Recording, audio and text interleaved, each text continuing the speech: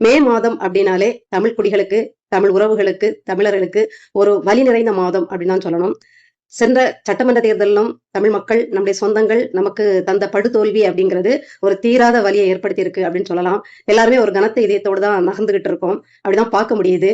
இப்ப பாத்தீங்கன்னா அடுத்த வாரம் நமக்கு ஆறாத வடுவை தந்த, நாம மறக்கணும்னு நினைச்சா கூட மறக்க முடியாத ஒரு துயர சம்பவம் நடந்த நாள் மே 18 இனப்படுகொலை நாள். இந்த நினைவு தினத்தை நாம் தமிழர் கட்சி வழக்கம் போல பேரெழுச்சியா அதை ஒரு எழுச்சி பொதுக்கூட்டமா நடத்த இருக்குது.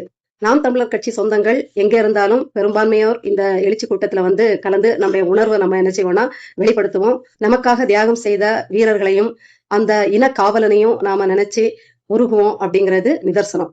ஆனாலும் ஏன் இந்த காணொளி அப்படின்னு பாத்தீங்கன்னா, வர முடியாதவர்கள் எங்கோ ஒரு மூலையில இருந்து, இல்ல இதை பத்தி தெரியாத தலைமுறைகள் ஒருவேளை இந்த காணொளியை பார்க்க நேர்ந்துச்சுன்னா, தமிழர்கள் இலங்கையில பூர்வ குடிகளா இருந்து எப்படி வந்தேரிகளால கொல்லப்பட்டாங்க, எப்படி வீழ்த்தப்பட்டாங்க, ஒரு இனக்காவலன் அங்க தோன்றி அந்த இனத்தை எப்படியெல்லாம் காப்பாற்றுறதுக்கு போராடினான், எப்படி தன்னுடைய மொத்த குடும்பத்தையும் அதுக்கு அர்ப்பணிச்சான், உயிரை எப்படி துச்சமா மதிச்சு தன்னுடைய சொந்தங்களுக்காக, தன்னுடைய தமிழ் குடிகளுக்காக போராடினான், அங்க அவன் எவ்வளவு துரோகங்களை சந்திச்சான், வீழ்த்தப்பட்டான் அப்படிங்கிறது மட்டும் இல்ல, 1.5 லட்சம் மக்களுக்கு மேலாக எப்படி படுகொலியில் தள்ளப்பட்டு சித்திரவதைக்கு ஆளாக்கப்பட்டு செதில் செதிலாக சிதைக்கப்பட்டாங்க, எத்தனை இளம் பெண்கள் சிறுமிகள் உட்பட பாலியல் வன்புணர்வுக்கு உள்ளாக்கப்பட்டாங்க, இளைஞர்கள் அம்மா அப்பா முன்னாடி அக்கா தங்கை முன்னாடி நிர்வாணப்படுத்தப்பட்டு எப்படியெல்லாம் அவமானப்படுத்தப்பட்டு கொல்லப்பட்டாங்க அப்படிங்கிறதெல்லாம் நாம அவங்களுக்கு கடத்தணும்னு நினைக்கிறோம். அதனாலதான் இந்த எழுச்சினால நம்ம ஒவ்வொரு வருடமும் என்ன வேலை இருந்தாலும், என்ன மாதிரி நம்ம தோல்வியில துவண்டு போய் இருந்தாலும்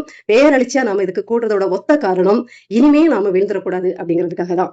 எல்லாரும் அந்த இனப்படுகொலைனால நினைவு கூர்வோம்.